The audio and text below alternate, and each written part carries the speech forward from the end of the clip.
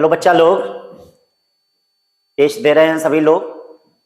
बेटा आप टेस्ट दीजिए। देखिए आपके एग्जामिनेशन के डेट भी आ गए हैं। नीट के जो पॉसिबिलिटी है एग्जामिनेशन डेट की वह 5 मई 2024 को होगा बेटा, फर्स्ट वीक ऑफ मई जो है। तो अब ज़्यादा समय नहीं है हम लोग के पास। हम लोग के पास 7 महीने हैं। उसी में आपको पढ़ाई भी करना है, टेस्ट भी देना है, अपने आप को अच्छा भी करना है, बेस्ट भी करना है। बेटा बिना कोई डिप्रेशन लिए टेस्ट देते रहिए। टेस्ट में ये ना देखें कि मेरा नंबर क्या रहा है, मैं कितना पा रहा हूं, मेरी रैंक क्या। बस टेस्ट देते रहिए, टेस्ट देते रहिए। धीरे धीरे सब सुधर जाएगा, सारी चीजें अच्छी होने लगेंगी। टेस्ट से आपको पता चलेगा कि आपकी कमियां क्या हैं। और याद रखना बेटा, जब अपनी कमियों से सीखोगे ना तो बहुत आगे जाओगे। क्या, जब अपनी कमियों से सीखोगे तो बहुत आगे जाओगे। तो इसीलिए टेस्ट को देते रहो। तो हम लोग के तीसरा टेस्ट चल रहा है। वैसे तो कई टेस्ट हो चुके हैं, लेकिन इस रेगुलर टेस्ट में आप जानते हैं कि मंडे को टेस्ट है। पिछले मंडे को नहीं हुआ था, हर मंडे को टेस्ट हो रहा है। तो आज बेटा तीसरा टेस्ट था, जिसमें मोशन इन प्लेन फिजिक्स में टॉपिक था आपका। तो आपको पढ़ाया गया था, मोशन इन प्लेन क्लास में पढ़ाया गया था, क्वेश्चन भी कराया गया था। अब इस बेसिस पे देखिए आपने कितना सही किया है, कितना गलत किया है। तो जो क्वेश्चन आपको आ रहे होंगे उसको ठीक है, जो क्वेश्चन नहीं आ रहा है उसको आप हमारे साथ मिला लीजिए, और जो आ रहा है उसको स्किप करके आगे बढ़ते चलिए।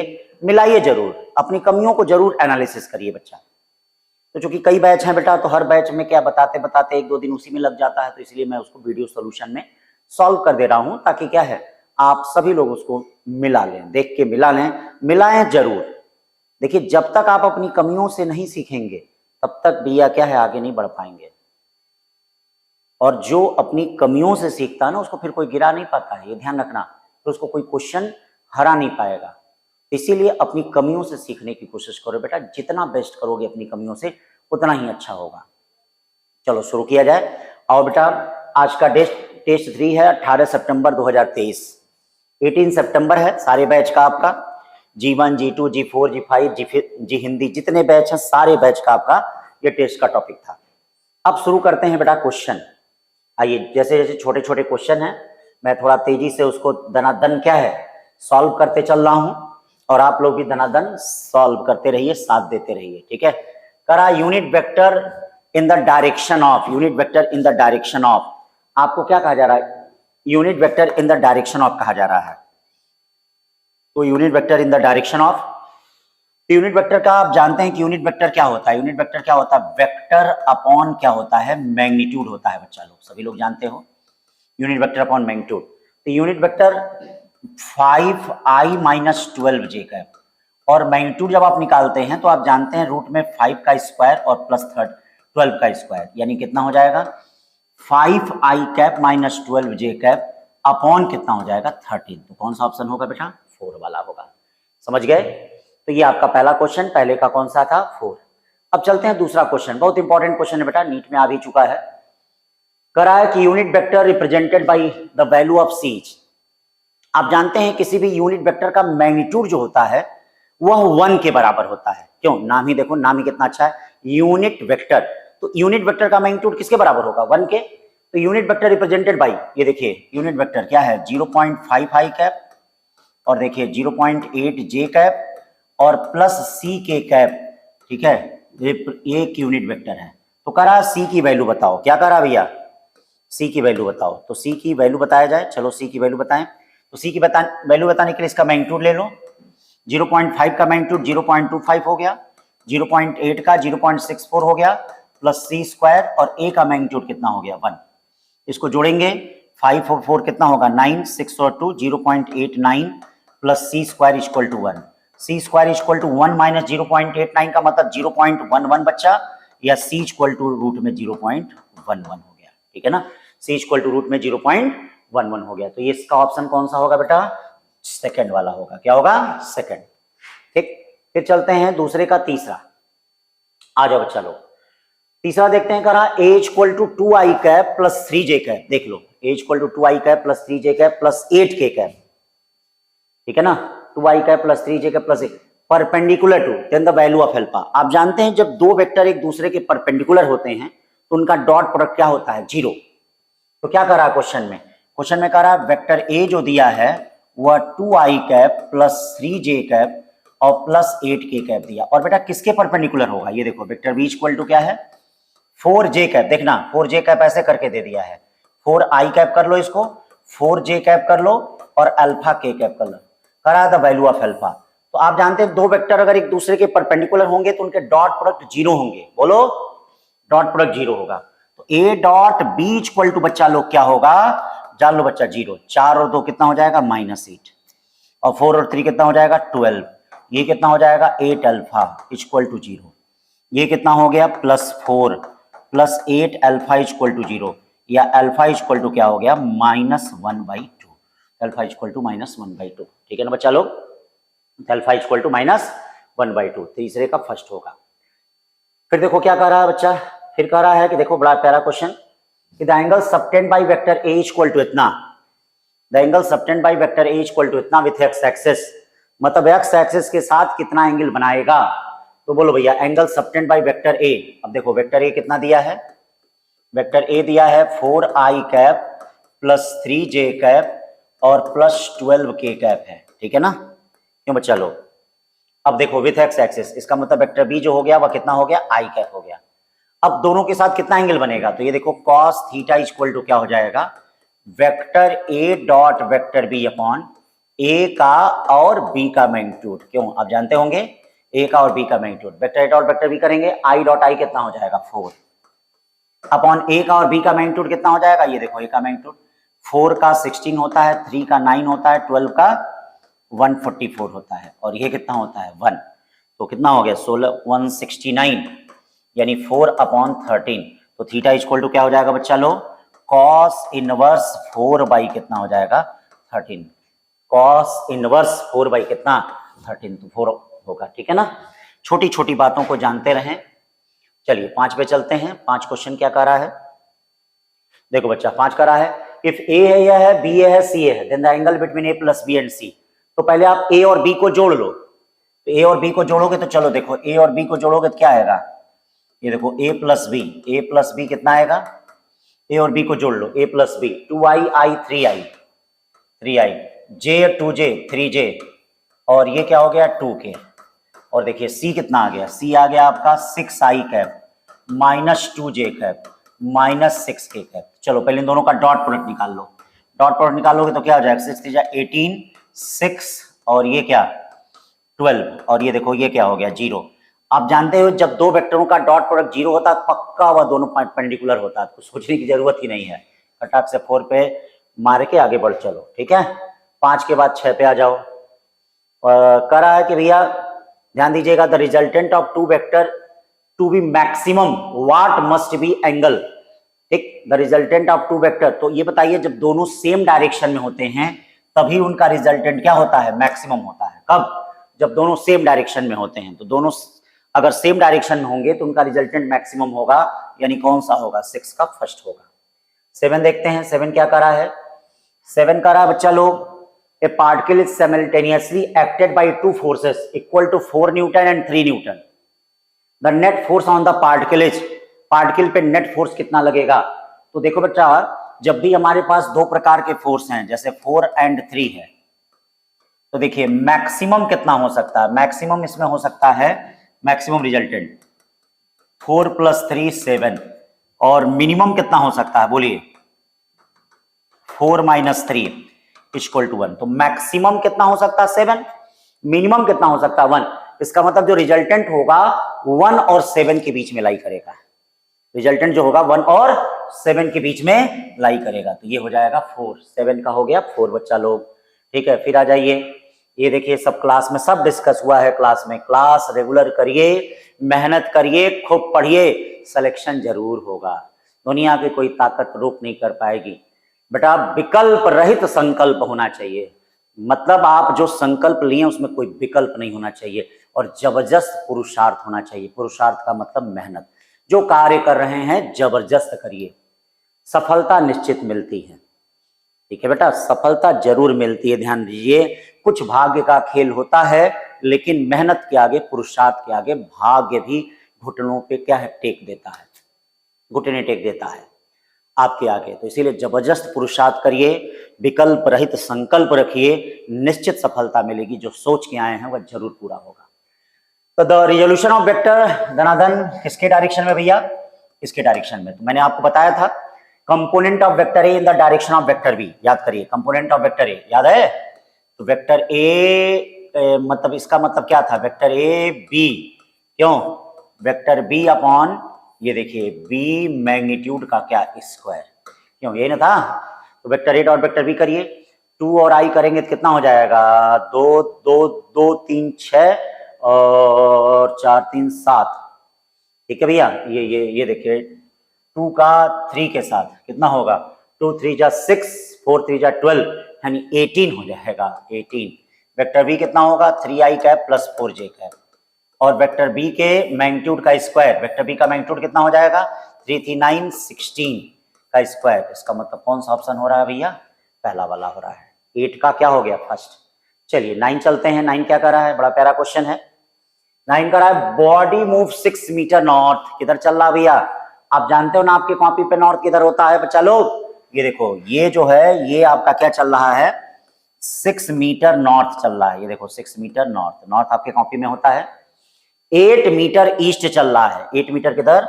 ईस्ट चल रहा है। ये देखो 8 मीटर इधर हो गया। अब देख लो इन दोनों का रिजल्टेंट क्या होगा? इन दोनों का रिजल्टेंट ये होगा 10। कितना मीटर? फिर कह रहा 10 मीटर वर्टिकली अपवर्ड चल रहा है। तो 10 मीटर वर्टिकली अपवर्ड का मतलब ऐसे, ये इधर नहीं वर्टिकली अपवर्ड, इधर की तरफ वर्टिकली अपवर्ड। तो ये देखिए 10 मीटर वर्टिकली अपवर्ड चल रहा है। इसका मतलब इनका रिजल्टेंट कितना हो जाएगा? ये देखो 10√2 क्या हो जाएगा? 10√2 मीटर हो जाएगा। कितना हो जाएगा? 10√2 मीटर हो जाएगा। ठीक है ना बच्चा लोग? तो ये 9 हो गया। 9 के बाद चलते हैं 10। 10 क्या करा बेटा? 2 train each of length 50 meter. 2 train है, प्रत्येक की लेंथ कितनी दी गई है? ये देखिए एक ट्रेन ये है, ट्रेन ये है। प्रत्येक की लेंथ दी गई है 50 मीटर, इसकी लेंथ है। अप्रोचिंग ईच अदर, और दूसरे वाली जो है इधर है, इसकी भी लेंथ कितनी है? 50 मीटर है। देयर वेलोसिटी, इसकी वेलोसिटी कितनी है? 10 मीटर पर सेकंड। और इसकी कितनी है? इधर की तरफ 15 मीटर पर सेकंड। अप्रोच कर रहा है तो विपरीत होगा। करा they will cross each other. तो बेटा कितने समय में क्रॉस करेगा? तो याद रखना जब ट्रेन एक दूसरे को क्रॉस करती है, चाहे ओवरटेक करती है, तो लेंथ में दोनों की लेंथ जुड़ती है। देखो दोनों केस में जुड़ती है। जब उसको ओवरटेक करेगी या उसको ऐसे क्रॉस करेगी, तो दोनों केस में बेटा उसका लेंथ क्या होता है? जुड़ता है। तो लेंथ यहां जुड़ेगा तो ये क्या हो जाएगा? ये देखो L1 प्लस L2 अपॉन कितना हो जाएगा? ये रिलेटिव वेलोसिटी। ये टाइम लगेगा ना। L1 प्लस L2 कितना होगा? 50 50 कितना हो गया? 100 और 15 10 कितना? 25, मतलब 4 सेकंड लगेगा उसको क्रॉस करने में। कितना लगेगा बेटा? 4 सेकंड लगेगा। तो ये 4 सेकंड लगेगा। तो इसके बाद चलते हैं बेटा 11 क्वेश्चन, बड़ा प्यारा question. A man goes 10 kilometre down stream in 2 hours. चलो भैया पहले नदी वदी बना लेते हैं। और ये देखो ये नदिया, ये देखो नदिया। ठीक है भैया, ये देखो एक आदमी इसमें क्या टिटिक टिटिक टिटिक तैर रहा है। समझ में आया? तो मान लो ये आदमी की वेलोसिटी कितनी है? Vm, और ये नदी की वेलोसिटी कितनी है? Vr।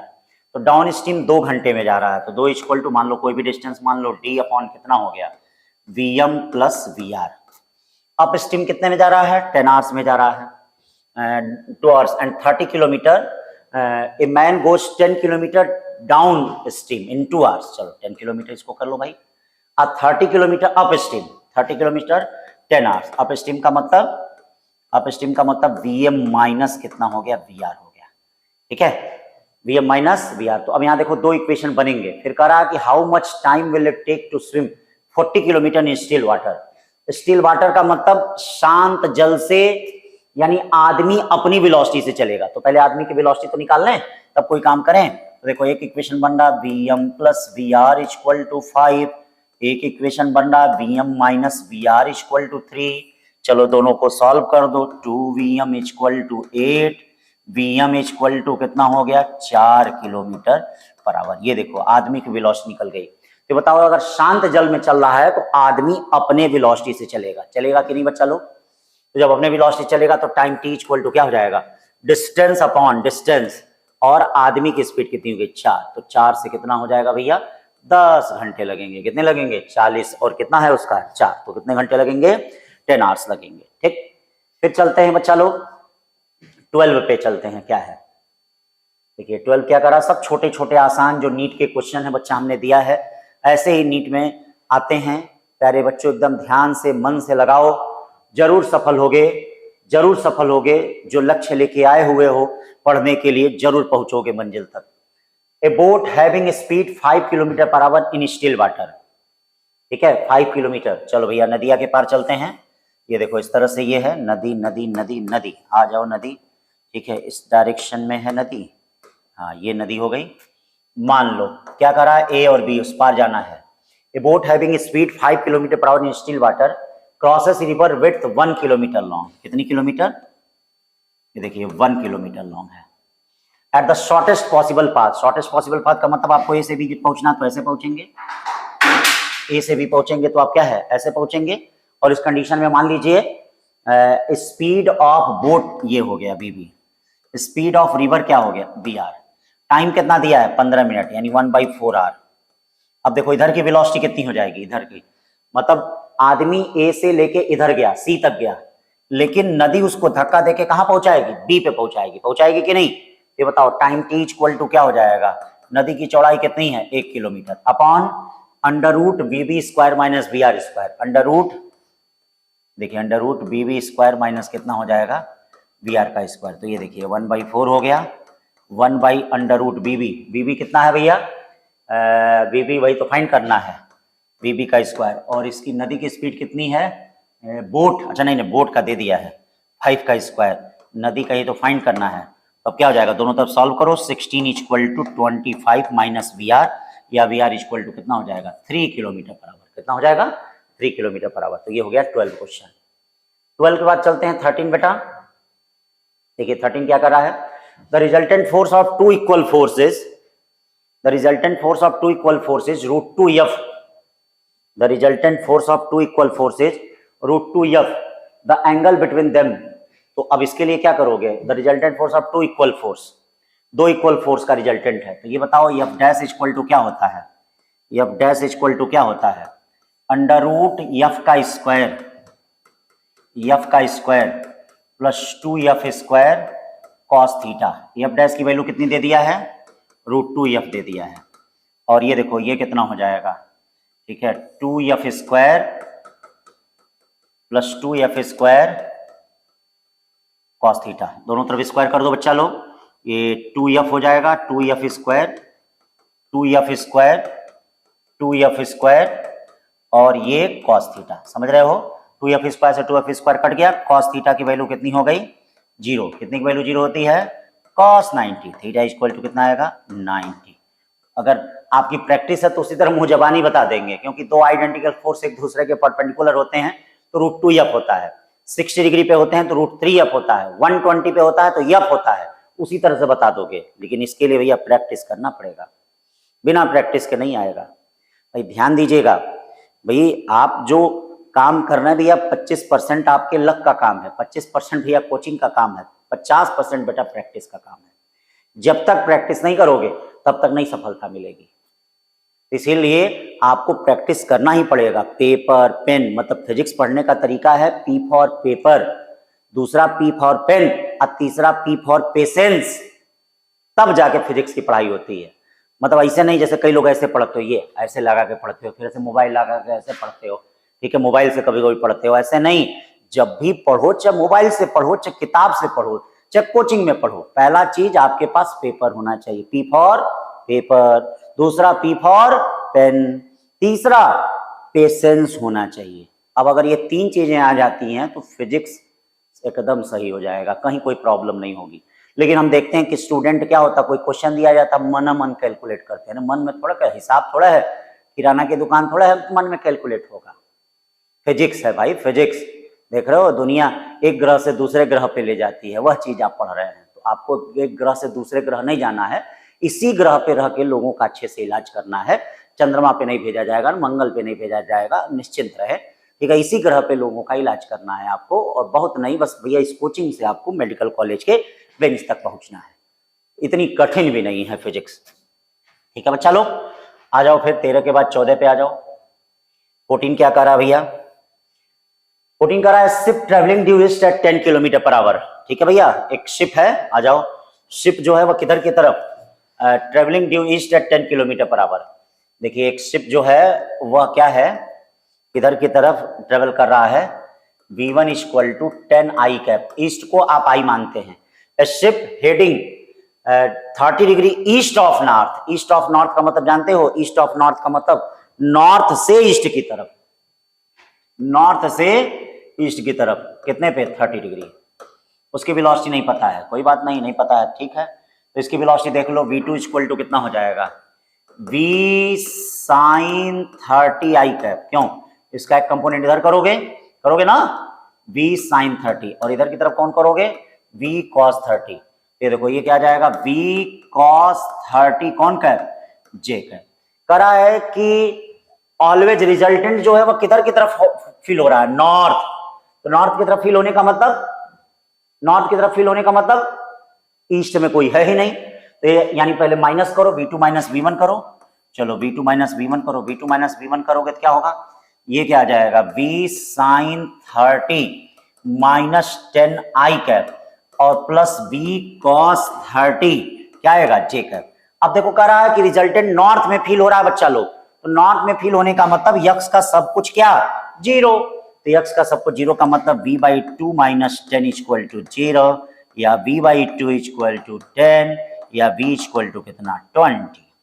v इक्वल टू कितना हो गया, 20। तो कितना फील होगा उसको बच्चा लोग, 20 फील होगा, ठीक है ना।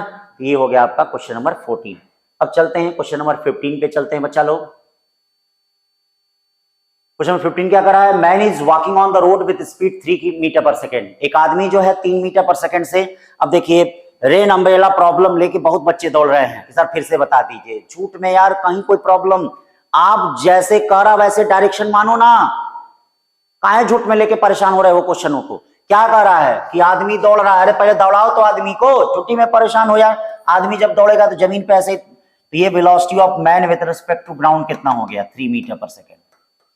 और ये देखो बरसात जो होती है वह कैसे होती है बच्चा लोग, बरसात कैसे हो रही है, ये बरसात हो रही है वर्टिकली अपवर्ड।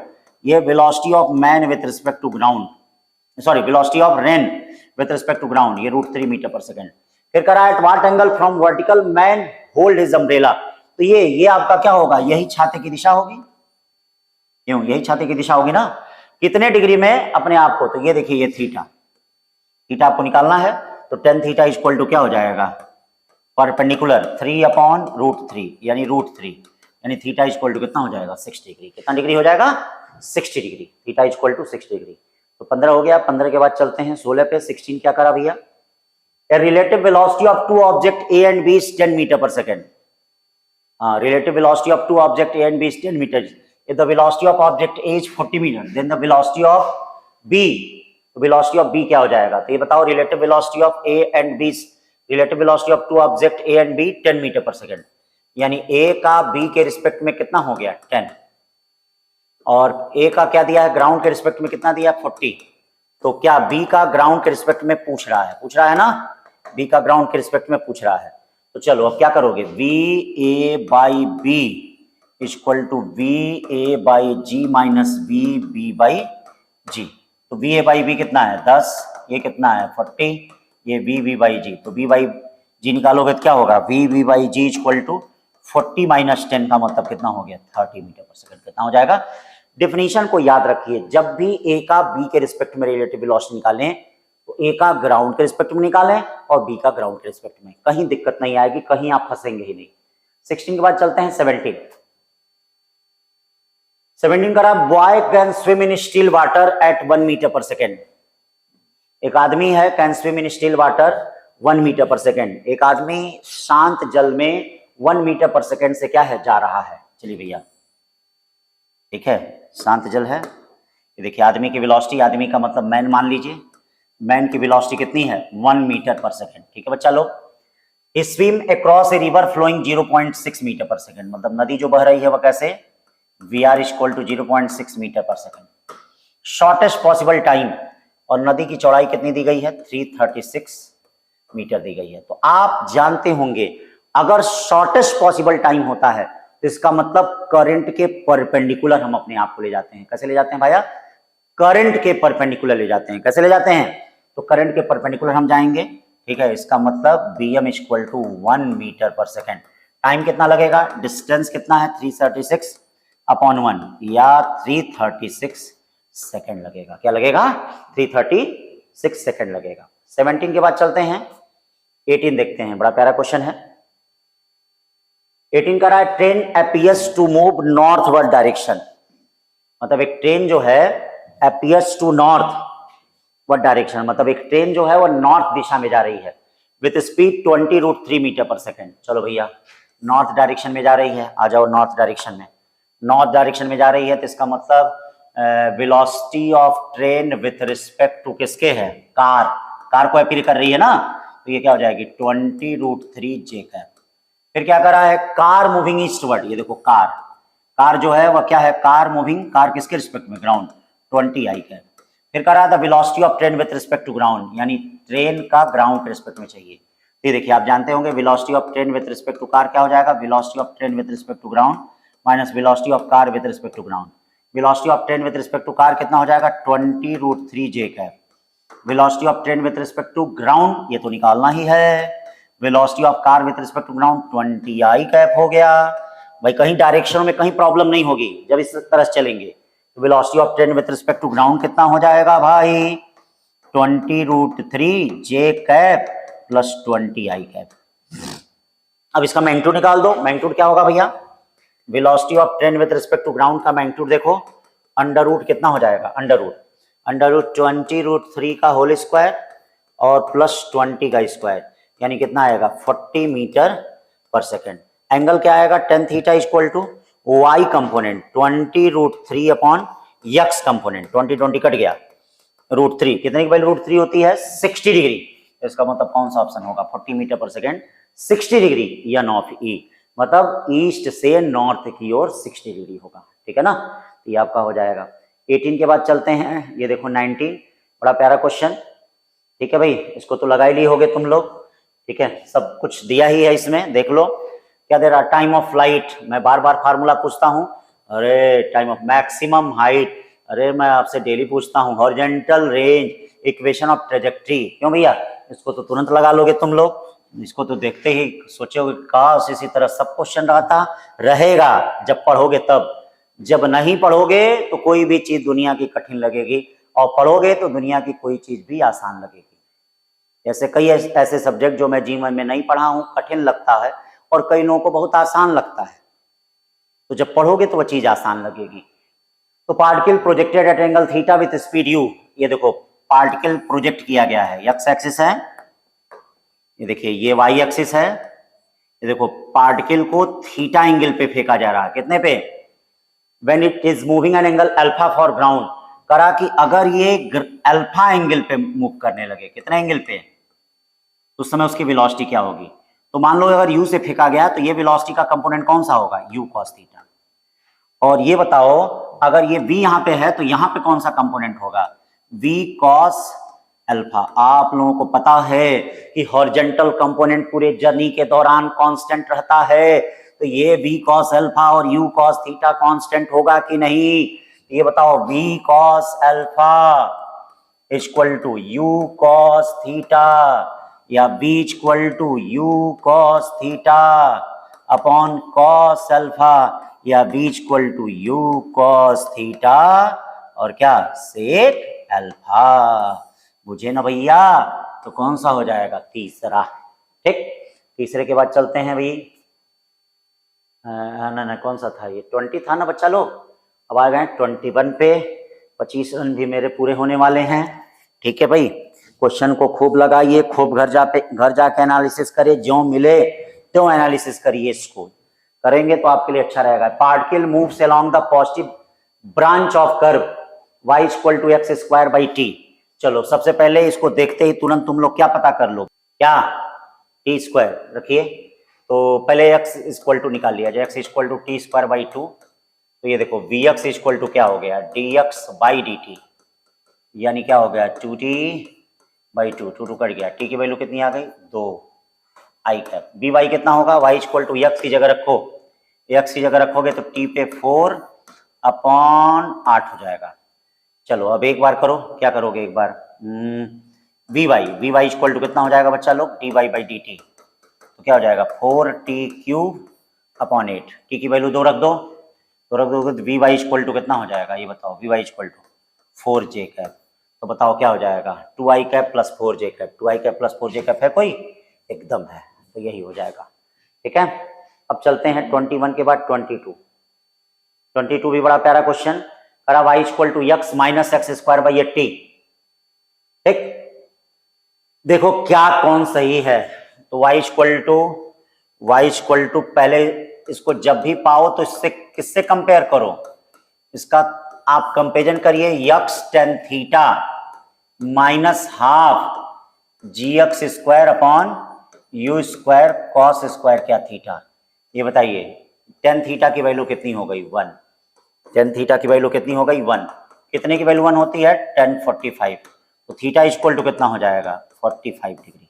बोलो थीटा इक्वल टू क्या होगा, यानी एंगल ऑफ प्रोजेक्शन कितना हो जाएगा, 45 डिग्री। बाकी चेक कर लीजिएगा आप। तो ये 22 का 1 हो गया।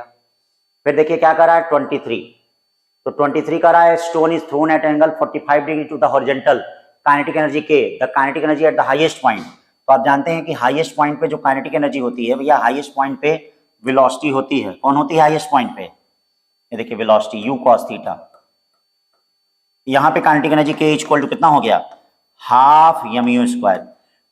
तो टॉप मोस्ट पॉइंट पे काइनेटिक एनर्जी कितनी हो जाएगी, half M U square cos square कितना 45। तो हाफ एम स्क्वायर की वैल्यू k हो गई, 1/√2 का स्क्वायर करेंगे तो 2 होगा, यानी k/2 हो जाएगा। 23 का कितना हो गया बच्चा लोग, 1 हो गया। तो 23 का 1। ठीक है, आगे चलते हैं 23 के बाद 24। A body is projected with angle theta to the horizontal. ठीक, क्या कहा जा रहा है, its velocity make zero angle with the horizontal at maximum height. क्यों, सही है ना। जब ये क्या है, जब हम बॉडी को इस तरह से चलेंगे, तो देखिए जब टॉप पोजीशन पे पहुंच जाएगा, तो ये देखिए इसके साथ कितना एंगल बना रहा है, थीटा इक्वल टू 0 डिग्री। तो कौन सा ऑप्शन सही है, 3। 24 का 3। 25 देख लीजिए, 25 क्या कर रहा है, speed of maximum height, speed of maximum height of projectile is 1/√2। हाँ, फिर it's initial speed, angle of projection कितना हो जाएगा, एंगल ऑफ, तो हाईएस्ट पॉइंट पे कितनी वेलोसिटी होती है, u cos थीटा होती है। तो u cos थीटा क्या कर रहा है, 1/√2, यानी u cos theta equal to 1/√2 of u कटा, थीटा इक्वल टू 45 डिग्री। कितना हो गया, 45 डिग्री। बहुत छोटे छोटे क्वेश्चन जो एकदम जो नीट पैटर्न में आ रहे हैं, उसी चीज को हम दे रहे हैं यहाँ पे।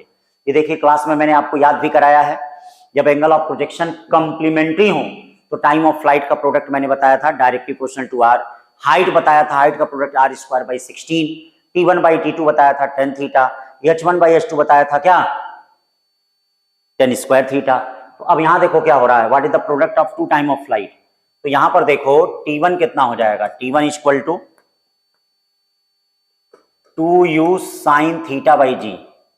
अगर एंगल ऑफ प्रोजेक्शन कंप्लीमेंट्री है तो t2 कितना होगा, 2u sin 90 माइनस θ/, कितना g। अब देखो दोनों का प्रोडक्ट t1 t2 का प्रोडक्ट कितना हो जाएगा, t1 t2 इक्वल टू क्या 2u sin θ/g, और ये देखिए 2u cos θ/ क्या g। ये देखिए टाइम ऑफ फ्लाइट हो गया। अब क्या करेंगे, t1 t2 जब इसको रखेंगे तो ये क्या आएगा, 2r/g आएगा। तो t1 t2 directly question to किसके हो गया, r, यानी फर्स्ट ऑप्शन सही होगा। कौन सा है, फर्स्ट। 26 के बाद 27। In case of oblique projectile the velocity perpendicular to acceleration, एक बार होती है टॉप मोस्ट पॉइंट पे, ऑब्लिक का मतलब किसी एंगल पे फेंका गया, ये देखो एक बार होती है। देखिए यहाँ पे जी ऐसे होती है, वेलोसिटी क्या होती है ऐसे, सिर्फ एक बार 90 डिग्री। बाकी क्या होता है 0 और 180 डिग्री के बीच में होता है। तो वंस ओनली 27 के बाद 28 क्या करा भैया, 28 the horizontal and vertical displacement of particle moving कितना दिया है, ये देखिए यक्स इक्वल टू कितना दे रहा है, यक्स इक्वल टू 5t। चलिए भाई x इक्वल टू 5t दे रहा है, x equal to 5t, y equal to कितना दे रहा है 2t² + 1। पहले एक बार डिफरेंशिएशन करो, vx कितना आएगा 5, vy कितना आएगा, vy क्या आएगा, vy देख लीजिए कितना आ जाएगा 2 to 4t आ रहा है, 4t आ रहा है vy। आप time after which velocity vector makes an angle, अच्छा टी, सॉरी ये टी है, 40 + 1, ठीक है, वी वाई आया। तो अब देखो कितने बार आएगा, अगर दोनों वी एक्स और वी वाई आपस में बराबर हो जाएं, क्यों जानते हो ना, तो tan theta V Y upon V X equal to 1 आएगा। अब वी वाई और वी एक्स आपस में बराबर कब होंगे, जब टी की वैल्यू 1 रखोगे, तो आंसर क्या आएगा, तभी तो 45 डिग्री आएगा। अब देखो 28 के बाद चलते हैं 29 ध्यान देना।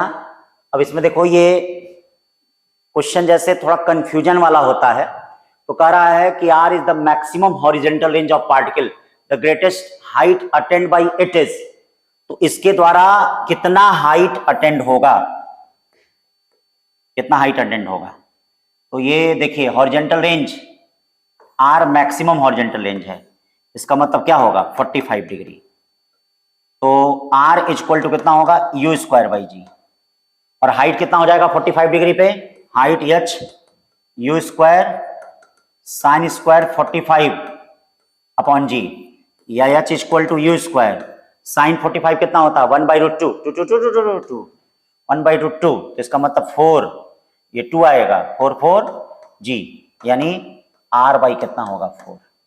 बहुत लोग कहते हैं कि इसका मतलब ऐसे नहीं, इसका मतलब ऐसे फेंका गया है, ठीक है। तो अब चूंकि यहाँ पे क्या कहा, अटेंड बाई इट इज, मतलब इसी के लिए बात किया जा रहा है, तो यहाँ पे आंसर r/4 होगा यहाँ पे। और मान लीजिए कभी कभी ये आता है कि भैया ऐसे मैक्सिमम फेंका गया, तो ऐसे कितनी हाइट तक जाएगा, तो ऐसे देखिए ये हाइट तक जाएगा, तो ऐसे ये हाइट कितनी होगी h' इक्वल टू u²/2g होती है, तो u²/2g का मतलब r/2। तो जब ऐसे आए तो r/2 पे टिक करना, ये पूछा जाए तो r/4 पे टिक करना। अब चूंकि विवाद है तो इसीलिए मैंने दोनों इसमें सही कर दिया है, 3 और 4, ठीक। अब आइए देखिए 30 क्वेश्चन क्या कर रहा है। 30 क्वेश्चन कर रहा है 4 बॉडी हैं PQRS projected with equal velocity 15, 30, 45 and 60 with the horizontal, the body having shorter range. तो ये बताओ रेंज क्या होता है, directly proportional to sine theta, जिसका थीटा कम उसका साइन थीटा कम। तो सबसे कम थीटा किसका 15 डिग्री का, तो 15 डिग्री का सबसे कम थीटा है, तो उसकी रेंज क्या होगी सबसे कम होगी, होगी कि नहीं, ठीक है। तो इसलिए आंसर कौन सा होगा ए, कौन सा होगा पी। अब देखो 30 के बाद 31 क्या कर रहा है, 31 कह रहा है कि a bomb is drop from an aircraft travelling horizontally at 150 metre per second. ये देखिए कैसे ट्रेवल कर रहा भैया, देखिए एयरक्राफ्ट है 150 metre per second at a height of 490 meter, ये देखिए 490 मीटर, ठीक। और कैसे ट्रेवल कर रहा है 150 metre per second. The distance travel by the bomb before it his, मतलब ये देखिए ये अगर बॉम्ब गिराना है तो कितने डिस्टेंस पहले गिराएंगे, यक्स आपसे पूछा जा रहा है, ये नहीं पूछा जा रहा है, ठीक है। तो हॉरिजॉन्टल डिस्टेंस यक्स, तो यक्स इक्वल टू क्या होगा बोलिए वीटी, या यक्स इक्वल टू वीटी कितना होगा √2h/g। एच भी पता है, जी भी पता है, बी भी पता है, ठीक है, सब रख दो आंसर आ जाएगा। सारी चीजें आपको पता ही हैं, सब पता है, तो कौन सा आएगा 1500, कौन सा आएगा 1500। 31 का 3, फिर 31 के बाद 32 चलते हैं। देखो बड़ा प्यारा क्वेश्चन, इस टाइप के क्वेश्चन सबसे ज्यादा आते हैं और एनसीईआरटी में आते हैं, इसीलिए दिया है मैंने। करा एक्स और Y coordinate of particle any time, देखिए दिया है एक्स इक्वल टू 70 + 4t²। ये देखो एक्स इक्वल टू क्या दिया है, एक्स इक्वल टू दिया है 70 + 4t², वाई इक्वल टू कितना दिया है 5t, where X and Y meter the acceleration of particle. तो चलो भैया एक बार डिफरेंशिएट करो, vx निकलेगा, vx इक्वल टू 7 + 8t, और ये vy जो निकलेगा वह 5। एक बार और डिफरेंशिएट करो तो ax निकलेगा, ax का मतलब 8 और ay का मतलब 0।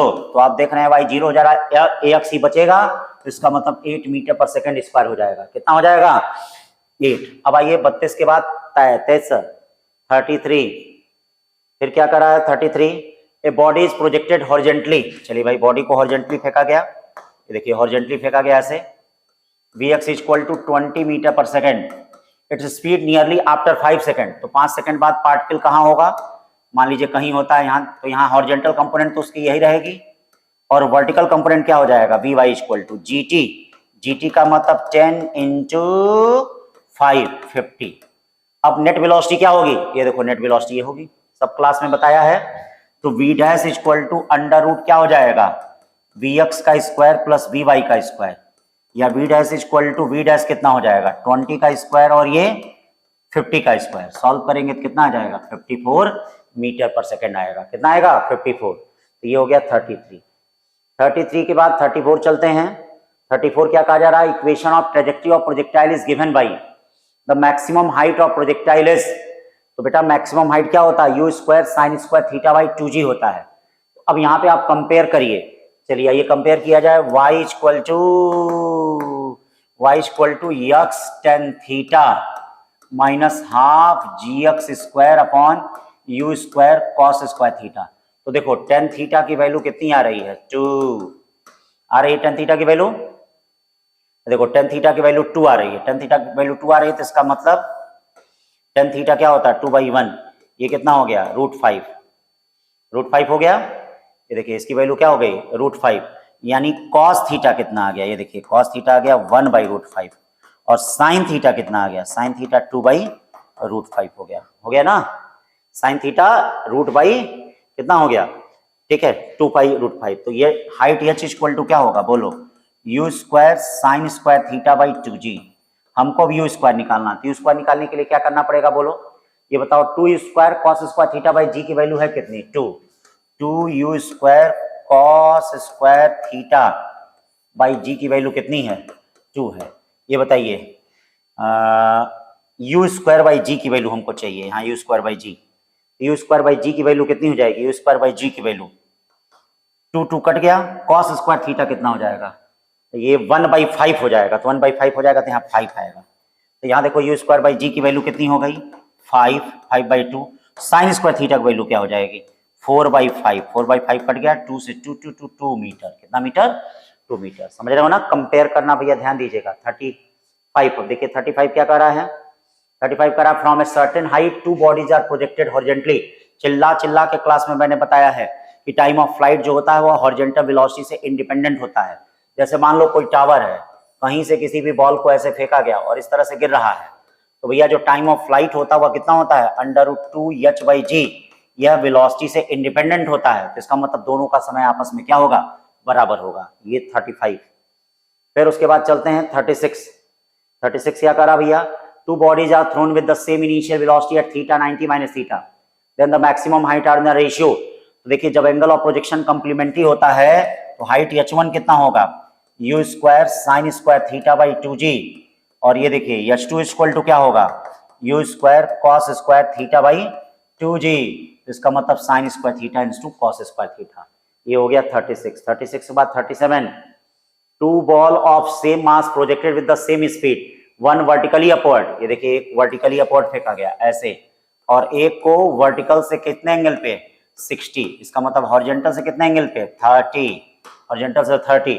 Ratio of their potential energy at the highest point, तो पोटेंशियल एनर्जी क्या होता है, ये देखिए इसकी पोटेंशियल एनर्जी कितनी हो जाएगी, कितने हाईएस्ट पॉइंट तक जाएगा, potential energy equal to mgh, h क्या हो जाएगा mg you square by 2g। अब इसका पोटेंशियल एनर्जी क्या होगा, ये देखो ये कितना जाएगा, ये h equal to u square sine square 30/2g।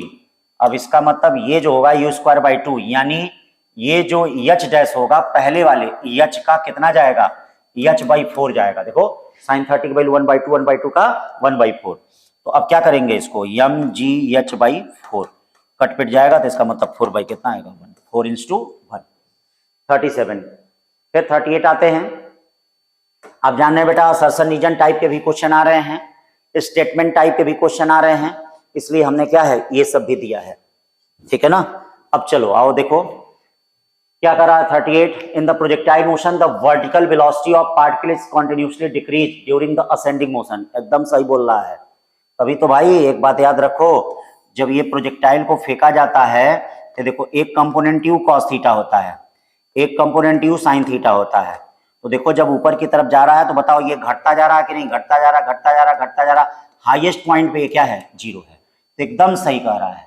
Reason कह रहा है in projectile motion downward constant acceleration, सही बात है, क्योंकि डाउनवर्ड कांस्टेंट एक्सेलरेशन लग रहा है और ये इस मोशन का अपोज कर रहा है जिसके कारण वो घटता जा रहा है। तो इसीलिए असर्शन भी सही है, रीजन भी सही है, और reason is the correct explanation of A भी सही है। तो 38 का आपका ये हो गया। 39 क्या कर रहा है भैया? 39 देखिए, 39 कर रहा है particle move in a circle of radius 30 centimetre, ठीक है। Its linear speed is given by v equal to 2t। देखिए linear speed v equal to कितना दिया है? 2t, ठीक। Find out the radial and tangential. तो ये देखिए आप जानते हैं tangential acceleration at equal to dv by dt। ये देखो 2 मीटर पर सेकंड स्क्वायर आ गया। अब आप चाहो तो बिना सॉल्व किए टिक कर सकते हो, तीसरा सही होगा, नहीं सही होगा। और नहीं तो भैया रेडियल एक्सेलरेशन ac निकाल लीजिए। ac क्या होता है? v square by are.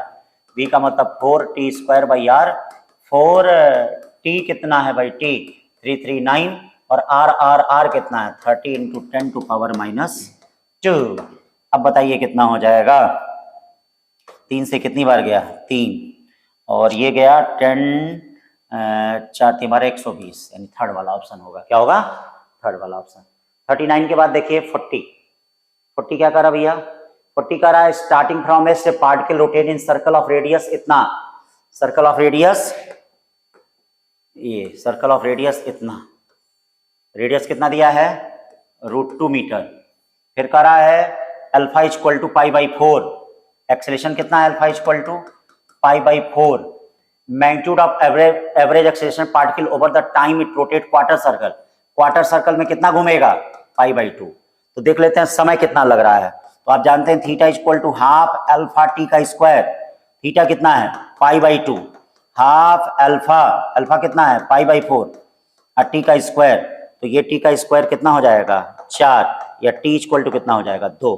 तो समय यहाँ से यहाँ तक आने में कितना लग गया? 2। आप जानते हैं कि एवरेज वेलोसिटी जो होती है वह डिस्प्लेसमेंट अपॉन क्या होती है?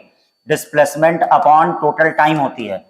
ये बताइए यहाँ से यहाँ तक का डिस्प्लेसमेंट कितना होगा? r2। कितना होगा? r2। ये बताओ r2 अपॉन टाइम कितना होगा? टाइम 2, r कितना है? √2, इसका मतलब 1 मीटर पर सेकेंड। कितना आ जाएगा? 1 मीटर पर सेकेंड, ठीक। 40 के बाद चलते हैं 41। करा average acceleration vector for a particle having uniform circular motion 1 complete revolution. तो एवरेज एक्सेलरेशन क्या होगा? अगर एवरेज वेलोसिटी 0 होगी तो एवरेज एक्सेलरेशन भी क्या होगा? 0। तो 4 वाला ऑप्शन। कौन सा? 4। 42 क्या कर रहा है?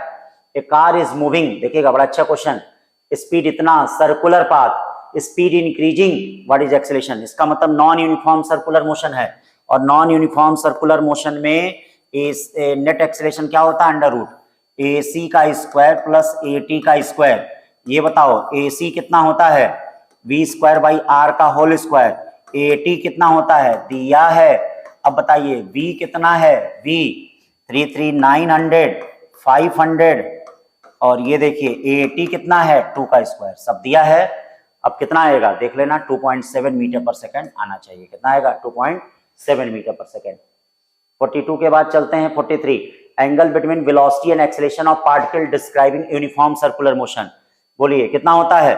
सर्कुलर पाथ पे, देखो कितने छोटे छोटे आसान आसान क्वेश्चन हैं। सर्कुलर पाथ पे बताइए वेलोसिटी ऐसे दिया है, एक्सेलरेशन ऐसे दिया है, इनके बीच का एंगल कितना होता है? हमेशा 90 डिग्री, एक्सेलरेशन सेंटर की तरफ, और ये हमेशा 90 डिग्री होगा। फिर इसके बाद चलते हैं 44 पे। 44 का रहा है भैया, a particle moving on circular path with constant then its acceleration will be. अगर देखिए कांस्टेंट स्पीड है तो इसका मतलब सिर्फ एक ही एक्सेलरेशन लगेगा, सेंटीपिटल एक्सेलरेशन, और किधर की तरफ होगा? सेंटर की तरफ होगा। तो कांस्टेंट एक्सेलरेशन नहीं, एक्सेलरेशन वेरिएबल होता है, तो कौन सा होगा? Internal radial acceleration, internal radial acceleration. फिर देखिए क्या कर रहा है 45 question, a body is moving in the circular path with the acceleration a, velocity gets double, ठीक है, then the ratio of centripetal acceleration after and before the changes. The body is moving in circular path with acceleration, its velocity gets double, हाँ radius. तो a equal to क्या होता है? v square by r। ये बताओ ratio of centripetal acceleration, velocity double हो रही है, तो अब क्या हो जाएगा? a dash equal to 4v का स्क्वायर बाई r, कट गया। a डैश इक्वल टू कितना हो जाएगा? 4a।